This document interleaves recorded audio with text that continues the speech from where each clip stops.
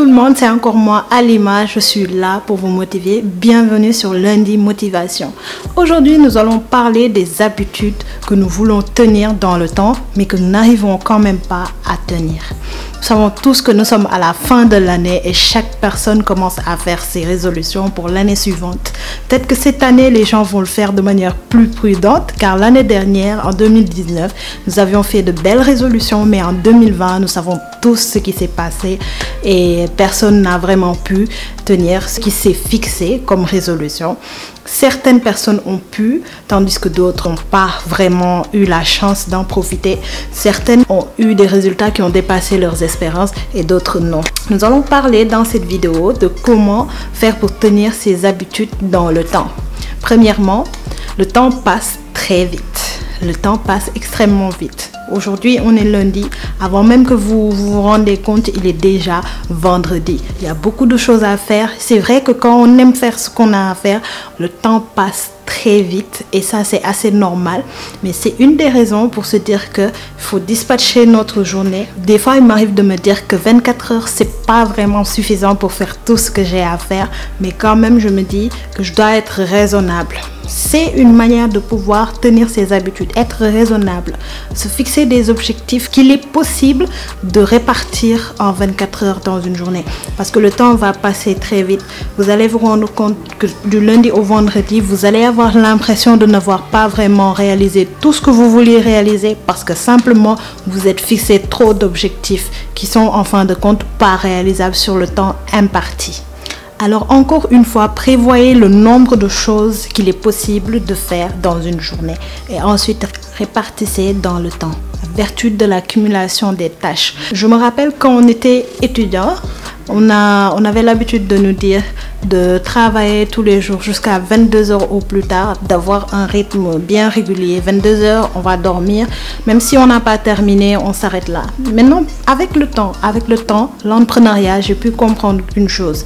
L'accumulation des tâches a une certaine vertu sur la productivité, non seulement, mais en même temps sur le maintien des habitudes. Je m'explique. Prenez l'exemple de deux personnes. L'une des personnes travaille d'arrache-pied une journée et puis se repose, retourne dans sa zone de confort. Et l'autre personne se fixe juste 3 tâches par jour et continue de le faire tous les jours sans se fatiguer, sans se submerger, mais respecte quand même sa discipline, son planning. Comparez les deux personnes. La première personne fait 10 tâches une seule journée et puis se repose pendant un mois. Chaque jour, il procrastine, il continue de se dire bon, je vais le faire plus tard, je vais arriver à le faire, mais qu'il ne le fait jamais, qu'il ne maintient pas ses habitudes. Pendant ce temps, il y a une autre personne qui est là, qui fait 3 tâches par jour. Au bout de 10 jours, comme l'autre personne, cette personne aura fait 30 tâches. Tandis que la première sera toujours au niveau de 10 tâches. Vous allez voir que la première personne peut-être donne l'impression d'être plus forte, d'être plus active, alors que la deuxième personne travaille de manière intelligente.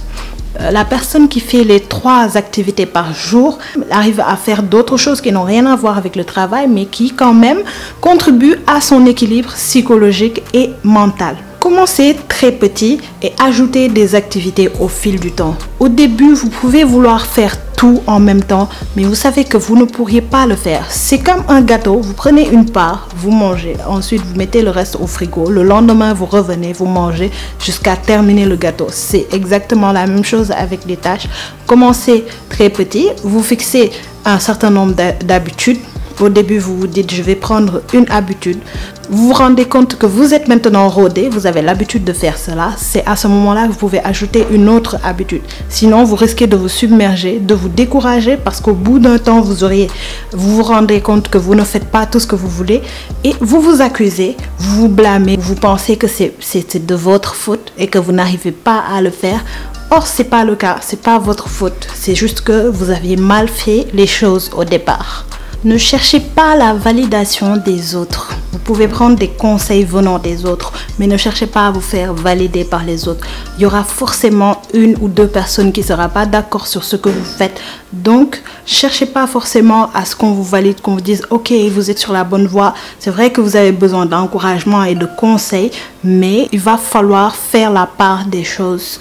distinguer l'énergie positive de l'énergie négative. Des fois, vous vous mettez sur une voie et vous verrez des personnes qui vont vous décourager, qui vont vous dire que non, ça va pas être possible. De toute façon, il y aura une tâche qui va s'ajouter, etc., etc.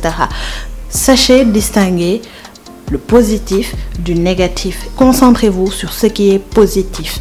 Sachez distinguer ce qui est un conseil qui vous fait avancer et des critiques qui vous font reculer. Apprenez à célébrer de manière régulière. Fixez des récompenses sur chaque habitude que vous aurez tenue. C'est une manière pour vous de vous encourager, de vous dire que si j'arrive par exemple à faire telle chose au bout d'un temps, je vais alors m'offrir telle chose. Je peux dire quelque chose de simple, je peux aller m'offrir une glace, je peux aller sortir avec des amis, je peux décider de m'offrir quelque chose que j'ai toujours voulu m'offrir, mais que je me réserve seulement quand j'atteindrai mon objectif. Ça va vous permettre, c'est gratifiant en fait, et ça booste intérieurement. C'est une manière de vous encourager à tenir vos habitudes, à continuer sur vos résolutions et à ne pas se décourager. Si cette vidéo vous a motivé, partagez-la avec le max de personnes, vos amis, vos collègues, votre famille, et rendez-vous lundi prochain pour une prochaine vidéo de motivation.